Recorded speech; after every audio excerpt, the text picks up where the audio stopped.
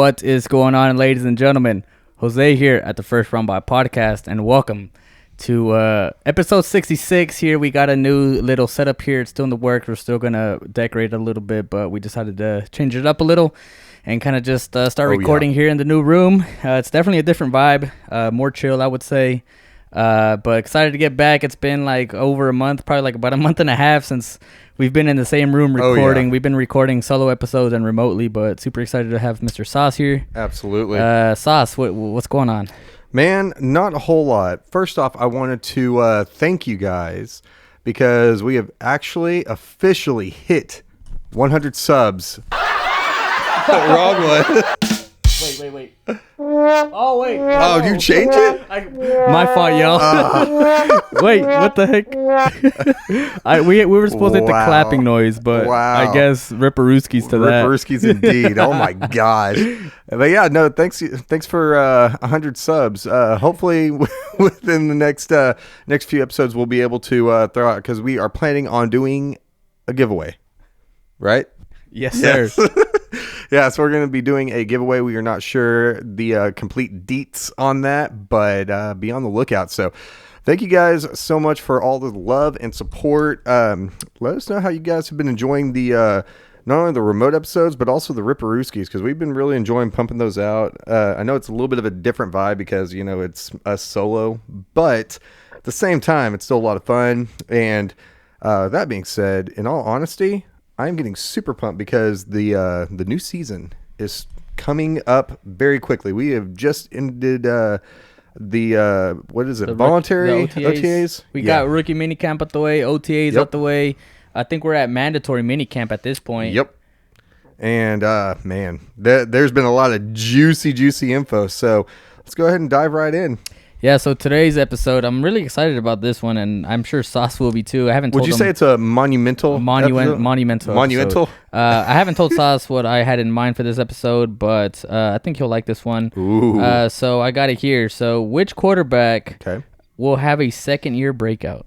Oh, I think I saw. I think you. Yeah, you commented on that. Yes. You tagged me in it. So I got three quarterbacks here that I want to hit on. Okay. So I got Mr. Anthony Richardson over in Indy. I got Mr. Bryce Young over in Carolina, and I got Mr. Will Levis over at the Titans. Goodness. So I'm curious as to, and they're all in their own unique type situations. Obviously, they really are. We know Bryce Young. You know, he kind of struggled, not just him as an individual, but as a team in whole. They kind of struggled last year. They were rough. They had a pretty good draft, in my opinion. They got him some help. So I'll hit on more here in a bit. Mr. Anthony Richardson, they brought him some help as well. I know he had an injury-filled year last year, but he's a lot of people are really high on this guy. And then we got Mr. Will Levis, who they improved their offensive weapon as well, got rid of Derrick Henry. So assuming they're probably going to go to a pass-first offense instead of run-first. So Sauce, your non-biased opinion, what do you think on each individual? Who do you think is going to have a better year? So let me look up good old Anthony Richardson's college stats, because for one, I will say this right now: I do not think that he is going to succeed.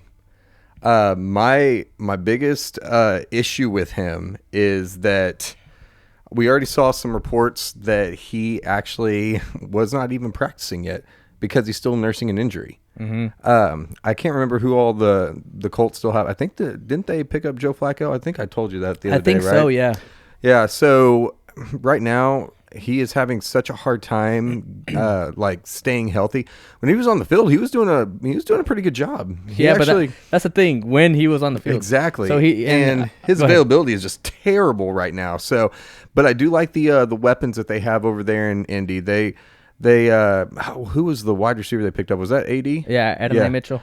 Yeah, so they've got some weapons out there. I think that they are surrounding him with enough talent, but the biggest thing that kills me with him is the availability. I just don't know that he's going to be able to see the field. And you want to be able to be on the field to stave off, especially Joe Flacco, because Joe Flacco had a resurgence last year. Yeah, he had a hell of a year last year. Yeah, and so that really makes me nervous for him. I'll touch on Bryce Young a little bit too. I wasn't the biggest fan of him coming out, but I see the talent there. I like his talent. I like what they did in the draft. I think that I will say that I didn't like the coaching that they had last year, and they have better coaching this year. So I'll give him that too. And then with Will Levis, I mean, man, the Titans completely like changed everything this offseason pretty much. So whole new coaching staff. They brought in Callahan from Cincinnati. They drafted an O-line. They brought in some people for the O-line. They brought in 3 new top targets for him. Well, 2 new top targets. They already had D-Hop and stuff. I would say that it would be between Bryce Young and Will Levis, and I would honestly, I don't know who I'd give the edge to. I might actually give the edge to Bryce Young, because he actually, part of the reason why he went so high was because he had the pedigree. He came from a big school and he succeeded at a big school. He has the talent. I just don't know if it's going to be tapped into. And in all honesty, there was a lot of teams this year that actually drafted pretty well.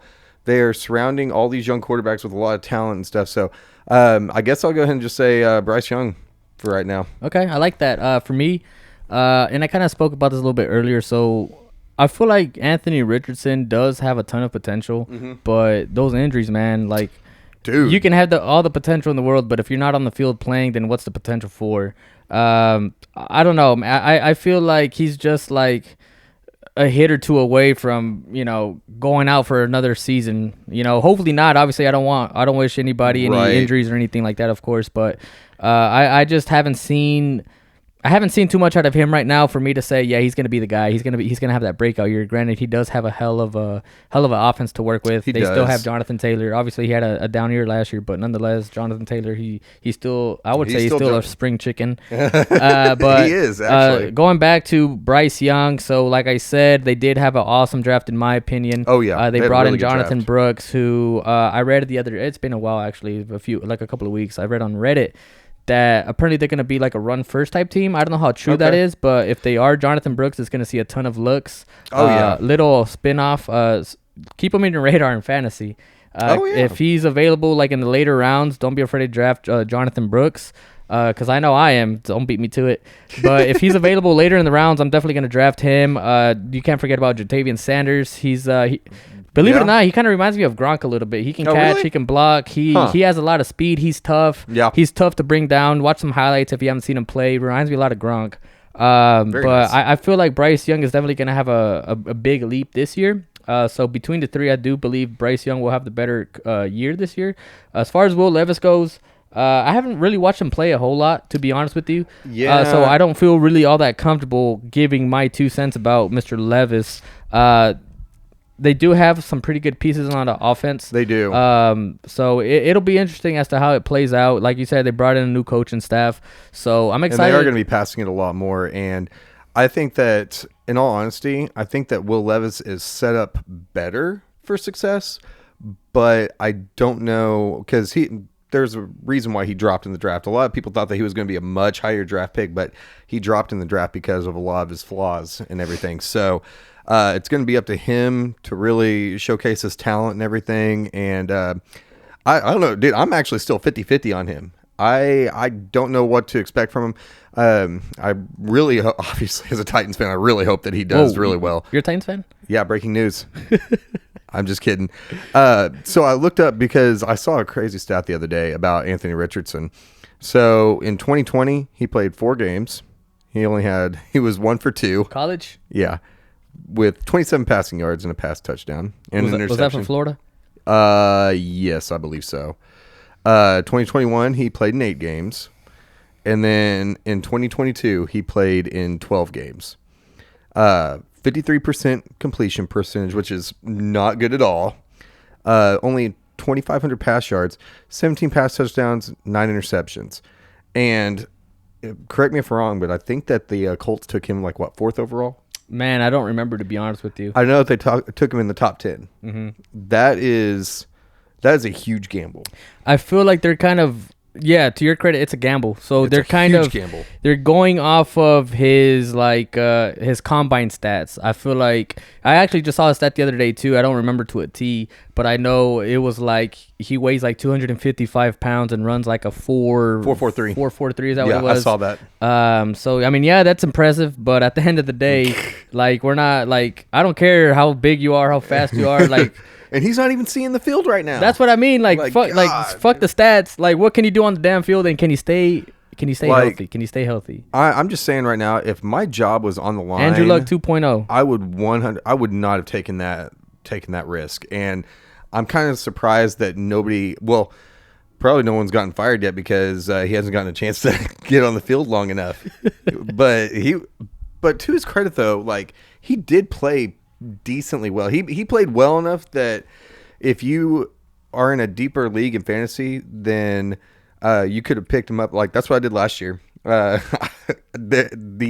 quarterback pool was very, very, very dry, so I took a chance on him. He played pretty decent for a couple of games, but then got injured, and so it's just like it's just terrible. And as you well know, like you have to be able to be available and able to lead your team and everything, because the other players, they see that. The other guys see that. And if you're not able to, even if you're just rehabbing and stuff, if you're not able to help them win, that they're going to turn against you. Yep. You're going to lose a lot of fans and a lot of friends doing sure. that. One thing that I was going to touch on, so I didn't really give my whole 2 cents about Mr. Will Levis. The thing that I do like about his situation is obviously in the past they had Derrick Henry, and I feel like when you have a player like Derrick Henry in the backfield, you kind of know that he's going to be involved one way or another. Like, you know they're going to run it. You know it's going to be a fake, or you just know Derrick Henry's coming. You know it. So I feel like it benefits them that they got rid of him and they brought in Mr. Pollard. Tony Pollard, because he's very versatile. He can catch the ball, run the ball. Oh, yeah. He's definitely going to add another dimension to that offense. So I feel like it's going to work in their favor getting rid of Henry. Just as much it hurts to say, because, I mean, Derrick Henry, he's, in my opinion, one of the all-time greats at running back. Yeah, he is very good. I really liked him whenever he was a Titan and everything, but I will say that the one thing that always used to bother me was just the fact that he just didn't have the versatility that you would want out of running back, because I've always been of the mindset of having the Alvin Kamara or the Austin Eckler, or somebody that can consistently catch the ball out of the backfield and everything. I mean, it's cool if you're a volume runner and everything, if you're able to have like 25, 30 carries in a game and stuff and be able to close the game out. But I'm more looking forward to like 10, 15, maybe 20 carries and then like 5 or 10 receptions, you know? Right, you're up. Like that's just the running back mold that I prefer. Right. And it makes sense because it's a new, we spoke about this before in different episodes. It's a new league, man. It's pass heavy. League. Yep. So your running back better be able to catch that ball. And I know I just released the episode a few days ago about I was Bijan. about to say, speaking of. Yeah, watch that episode if you haven't. It's on that McCaffrey episode, but in my opinion, the next best running backs, I'm gonna say running backs with the S. So the next best running backs coming out, Bijan Robinson and Jahmyr Gibbs. So they can catch, they can run, they're elusive, they can block, they can do it all. So I'm really excited for this new round of running backs coming out. Oh man, me too. And McCaffrey, thanks to McCaffrey, I feel like he had a huge impact on the new age running backs coming on. So. Oh yeah. Yeah, because he's very, very, very deserving of that extension. Right. I love that for him, and it's very interesting because we all know that the running back position is getting devalued anyway, and so to be able to see a team like the Niners that are just stacked at all these positions, like they have so much offensive firepower, and to be able to actually pay him like what he's worth and everything, I think that's awesome.